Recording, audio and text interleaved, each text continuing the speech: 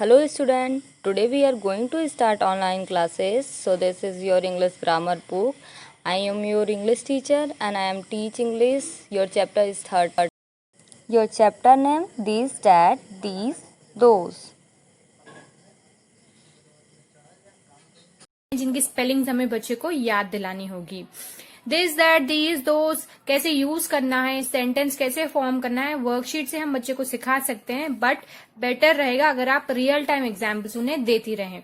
जैसे कि घर पर या बाहर जब आप बच्चों के साथ हो, आप बच्चों से ये वर्ड्स यूज करते रहिए। जैसे कि गिव मी दिस बुक, एक बुक जो आपके नजदीक रखी हुई है, आप पूछ सकती हैं गिव मी दिस बुक। अगर एक ग्लास बहुत दूर पड़ा हुआ है तो आप कहेंगी गिव मी दैट ग्लास। इसी तरह से दीज होता है प्लूरल फॉर्म दिस का, और दोज होता है प्लूरल फॉर्म दैट का। यानी कि अगर एक से ज्यादा बुक है तो हम कहेंगे give me these books, books plural, give me these books. इसी तरह से एक से ज्यादा ग्लास है तो हम कहेंगे give me those glasses, give me those glasses. या फिर पिक अप दीज टॉयज, एक से ज्यादा टॉय है यहाँ पर नीचे तो हम कहेंगे पिक अप दीज टॉयज। या फिर पिक अप दो सॉक्स, पिक अप दो सॉक्स। अगर एक सॉक्स है तो हम कहेंगे पिक अप दैट सॉक। इसी तरह से अगर एक टॉय है तो हम कहेंगे पिक अप दिस टॉय, इस तरह से। इसके अलावा एक और चीज आपको याद रखनी है कि दिस और दैट के साथ हमेशा आईएस ईज जाता है, और दीज और दोज के साथ ARER जाता है। यानी सेंटेंस जब हम लिखेंगे दिस इज, दैट इज, दो, दीज आर, दोज आर, इस तरह से। और सेंटेंस फॉर्मेशन इन वर्ड्स को यूज करते हुए बच्चे को सिखाना इसीलिए भी जरूरी है कि बच्चों को इंग्लिश बात करने में इससे आसानी होगी। आइए देखते हैं worksheets related to this, that, these, those. जैसे मैंने कहा दिस की स्पेलिंग हमें बच्चे को याद दिलानी होगी। सो इन ब्लैंक्स में बच्चे को दिस लिखना होगा ताकि उसे स्पेलिंग याद हो। और सेंटेंस फॉर्मेशन के लिए हम दो एग्जाम्पल्स यहाँ पे उनको समझाएंगे। एक आइसक्रीम आपके पास पड़ी है तो हम कहेंगे दिस इज एन आइसक्रीम। जैसे मैंने कहा इज हमेशा दिस के साथ आता है, इसलिए दिस इज। एक और बात, क्योंकि ये सिंगुलर नाउन है उसके साथ आर्टिकल भी आएगा एन, एन। आई यहाँ पे वावल है इसलिए मैंने एन लिखा है। यहाँ पे कप वावल नहीं है, कॉन्सोनेंट है, मैंने ए लिखा है, इसलिए ये है this is a cup. This is an ice cream, this is a cup. इसी तरह से यहाँ पे कैंडी है तो बच्चों को लिखना होगा THIS this, this is A candy, this is a box, this is a cup. इस तरह से लिखने से बच्चों की प्रैक्टिस भी होगी और वो दिस की स्पेलिंग भी सीखेंगे। उसी तरह दूसरी वर्कशीट है with respect to that. That यहाँ पे उनको लिखना होगा इन ब्लैंक्स में। यहाँ पे मैंने ड्राइंग बनाई है सेंटेंस से थोड़ी दूर पर, यानी जो भी चीज आप देख रहे हैं वो आपसे थोड़ी दूर पर है, इसको हम इस एरो से इंडिकेट करेंगे।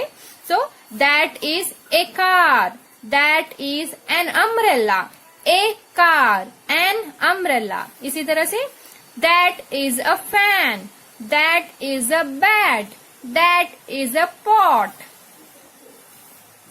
इसके बाद जब बच्चा दिस और दैट का यूसेज समझ जाए, स्पेलिंग वो सीख ले, आप एक मिक्स्ड वर्कशीट दीजिए जहाँ पे दिस और दैट दोनों रिलेटेड ब्लैंक्स हम देंगे और बच्चे को डिसाइड करना होगा कि ब्लैंक में दिस आना है या दैट उन्हें लिखना है।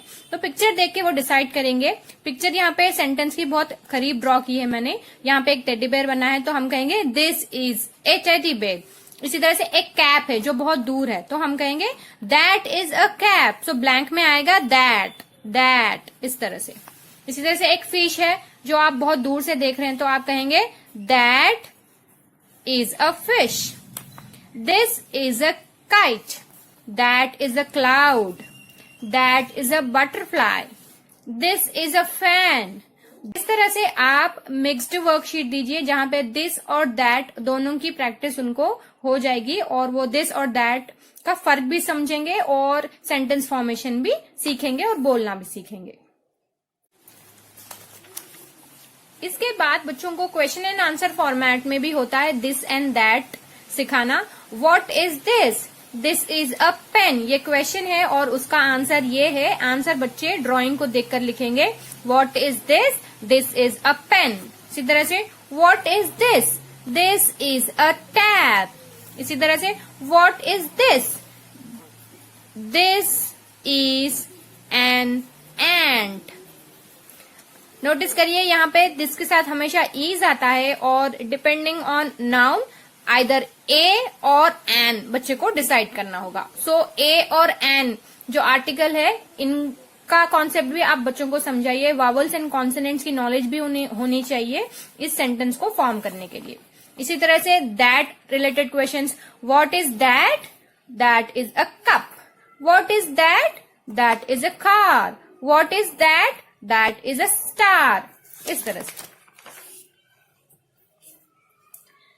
जब दिस दैट बच्चा समझ जाए, क्वेश्चन भी आंसर करने लगे, हम प्लूरल फॉर्म की तरफ बढ़ेंगे, दीज एंड दोज। जैसे मैंने कहा दीज होता है प्लूरल फॉर्म ऑफ दिस, यानी आपके पास एक से ज्यादा आइसक्रीम है नजदीक पे तो आप कहेंगे दीज आर आइसक्रीम्स, और आर हमेशा दीज के साथ आता है।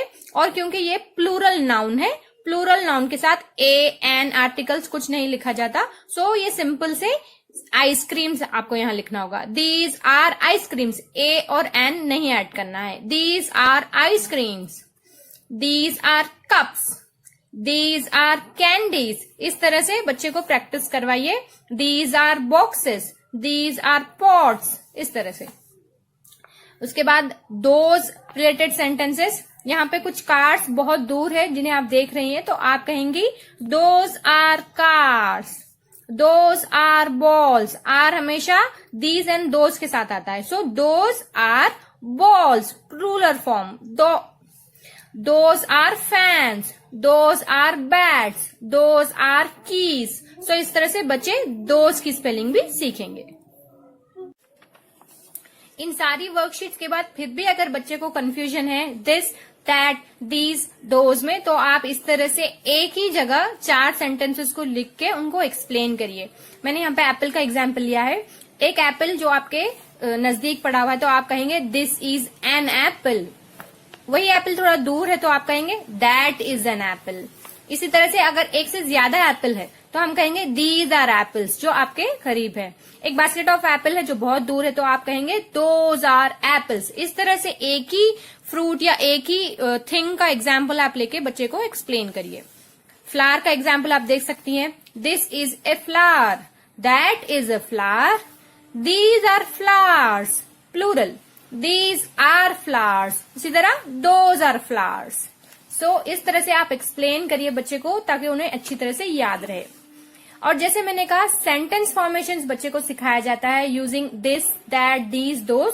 सो क्वेश्चंस इस तरह के होते हैं, इज दिस, आर दिस, इस तरह से। यानी एक पिक्चर दी जाती है और बच्चे को येस और नो में आंसर लिखना होता है, बट येस और नो सिंगल वर्ड में नहीं, पूरा सेंटेंस उनको लिखना होता है। ये भी उनके सिलेबस में होता है, यूकेजी के सिलेबस में। Is this a bat? Picture देख के वो डिसाइड करेंगे yes this is a bat, और यस के बाद हमेशा कॉमा आता है। So yes this is a bat. This is a bat, ये उनको हमने ऑलरेडी सिखा दिया है लिखना, उनको बस यस और नो यहाँ पे ऐड करना है। उसी तरह से is this a car? No, this is not a car, this is a cup. So yes और नो रिलेटेड क्वेश्चंस भी आप दे सकती हैं। कुछ और क्वेश्चंस यहाँ पे हैं। Are those apples? Are those apples? No, comma, those are not apples. Those are balls. इस तरह से। Is that a star? Yes, that is a star. Are these caps? No, these are not caps. These are pots. इसी तरह से is this a moon? No, this is not a moon.